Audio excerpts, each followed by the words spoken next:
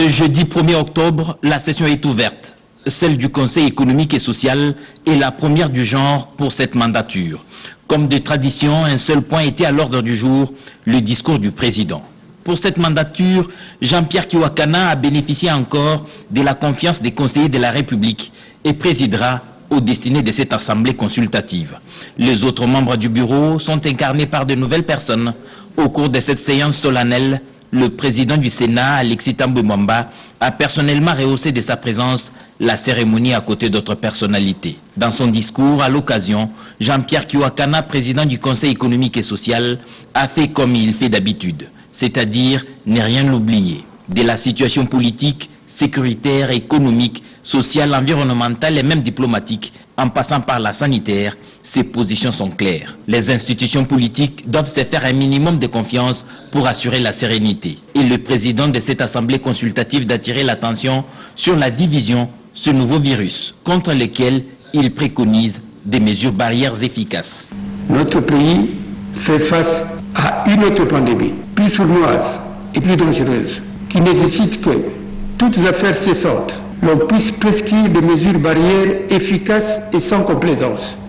Il s'agit du virus de la division, dont les conséquences risquent d'être encore plus dramatiques. Ce virus, sorti de certains laboratoires politiques occultes, cultive sur son passage la haine, l'exclusion, le tribalisme, le sectarisme.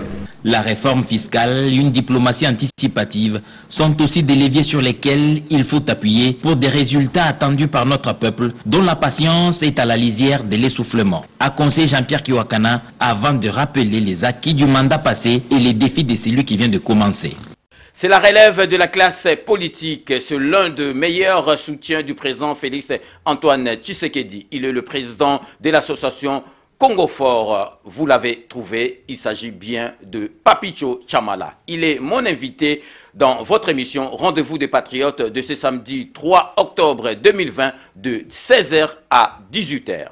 Chers compatriotes, mesdames et messieurs, ce samedi ici à Paris, précisément dans les locaux de Cléboa, où je serai reçu par le journaliste César Ngadi, dans l'émission Rendez-vous des Patriotes. Papicho Chamala sera là pour répondre à toutes vos questions sans en esquiver aucune. N'hésitez donc pas à composer le 01 48 20 12 24 et le 07 53 36 38 09 pour poser toutes vos questions en direct à mon invité Papicho Chamala.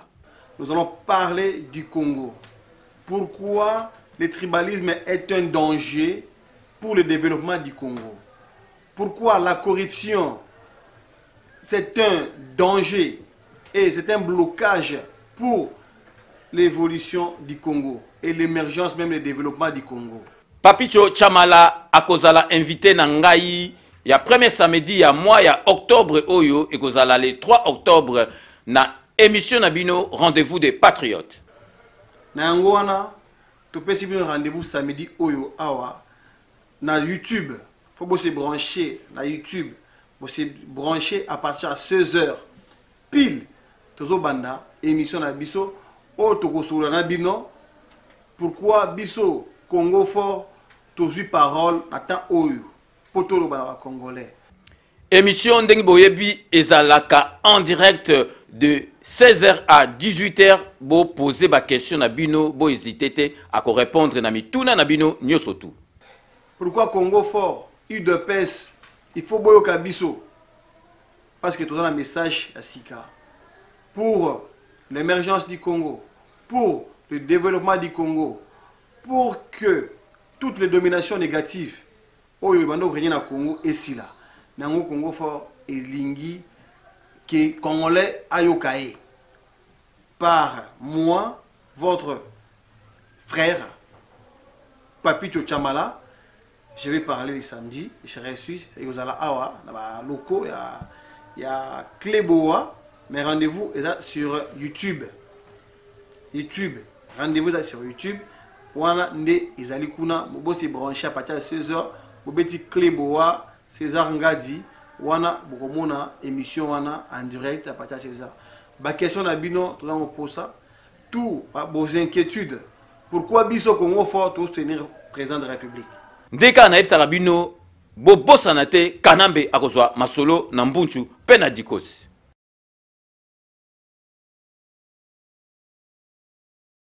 Mixte Assemblée nationale, état-major général des FARDC à la sécurité avec le gouverneur de province, Jacques Aboula Katoué. Cette visite qui s'inscrit dans le cadre de la caravane de paix intervient quelques 6 jours après l'incursion à Lubumbashi des éléments Mai Mai Bakatakatanga de Gédéon Kyungo Mutanga. Le chef de la délégation et ministre de la Défense nationale, Emengo Mukena, a dit que le gouvernement de la République envisage une solution à cette question de Bakatakatanga. Que celui-là qui a besoin de revendiquer, c'est son droit.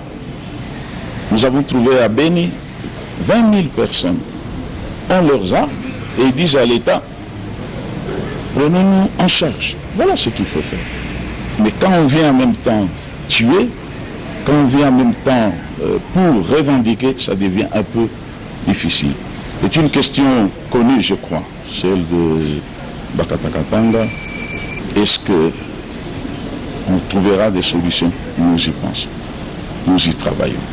Moi et vous. Signalons que cette caravane sillonne les contrées du pays afin de rapprocher les communautés. Initiée par le chef de l'État, Félix-Antoine Tshisekedi Tshilombo, cette caravane a déjà été tour à tour, entre autres, à Beni, dans le nord Kivu, Muliro, dans le Tanganyika, et Minembwe, dans le sud Kivu. Partout où elle passe, elle ne cesse de prêcher la paix, sans laquelle aucun développement n'est possible.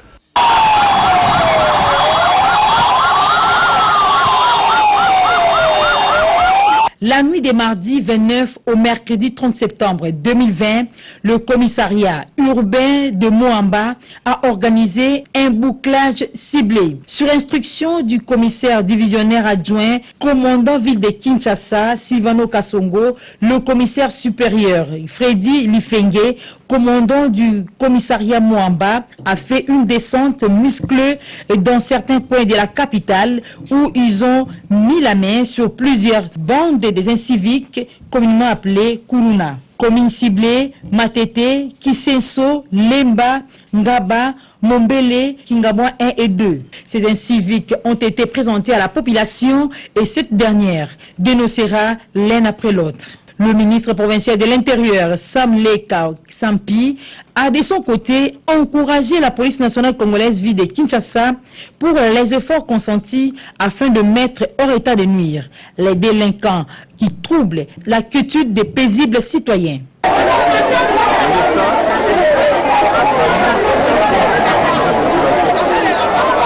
Les chefs de l'État, Félix Tshisekedi et le gouverneur Gentil Ngobila, nous ont instruit d'en finir avec les Kuluna. Et nous sollicitons chaque fois la collaboration de la population pour nous aider à mettre hors état de nuire les Kuluna.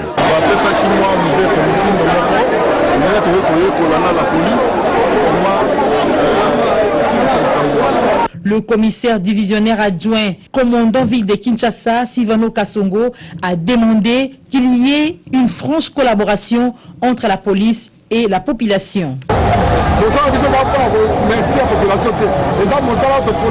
Notre mission est de protéger la population et leurs biens.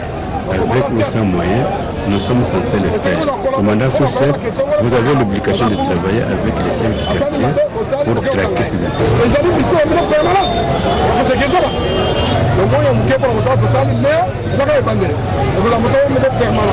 À noter que les parents ont l'ultime devoir de rappeler ou de dénoncer tout comportement déviant de leurs enfants.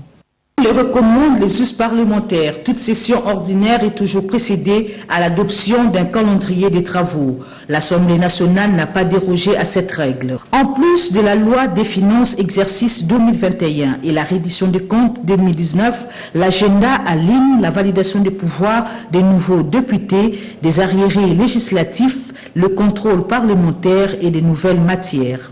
On y trouve également le contrôle budgétaire, le réquisitoire du procureur général de la République près la Cour de cassation, le rapport annuel des institutions d'appui à la démocratie, ainsi que les synthèses des rapports des vacances parlementaires. Le déroulement des travaux a été marqué par des interventions riches en observations sur l'une ou l'autre matière retenue dans ces calendriers. Pour la présidente de l'Assemblée nationale, Janine Mabunda Lioko, le calendrier de cette session essentiellement budgétaire reste ouvert au regard de l'actualité politique, économique et sociale du pays. La deuxième phase de la caravane humanitaire se poursuit.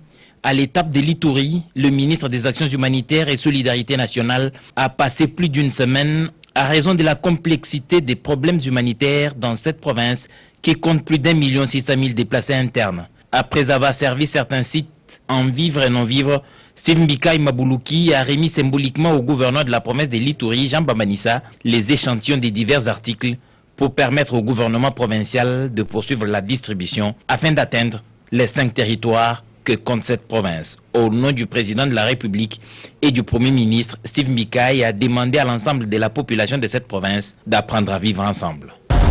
Nous lançons un appel à nos compatriotes de l'Ituri de se tolérer, d'apprendre à vivre ensemble. Présent à cette cérémonie, le gouverneur Jean Bambanissa a remercié le gouvernement de la République pour ce geste et a demandé au ministre des Actions humanitaires de revenir pour sauver cette population. Les déplacés ont eu des mots justes pour saluer ce geste dont la pertinence saute aux yeux. J'étais venu ici avec pied, d'autres ont fait 2 jours sur la route, d'autres ont fait 5 jours sur la route sans manger. Il y avait beaucoup de souffrance. Nous sommes ici, nous habitons ici sur la Hite, sous la Hite, alors il y a beaucoup de difficultés. Le ministre des Actions humanitaires a promis de se rendre dans d'autres provinces, notamment la Tchopo, pour apporter l'assistance du gouvernement aux déplacés. Chères personnes âgées en République démocratique du Congo, les États et les gouvernements membres de l'ONU célèbrent le 1er octobre de chaque année la Journée internationale des personnes âgées, JIPA en sigle, de manière pratique.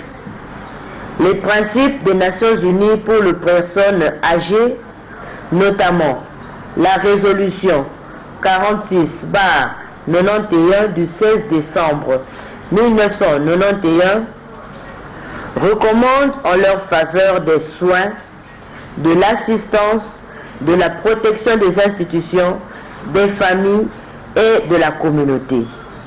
C'est-à-dire avoir accès en suffisance aux vivres, aux vêtements, l'eau, aux soins de santé et à tous leurs besoins fondamentaux. Par ces résolutions, l'ONU entend voir les États et gouvernements membres prendre désormais en compte les préoccupations liées au vieillissement dans leurs politiques et programmes en vue d'apporter des réponses adéquates aux problèmes et attentes spécifiques des personnes âgées.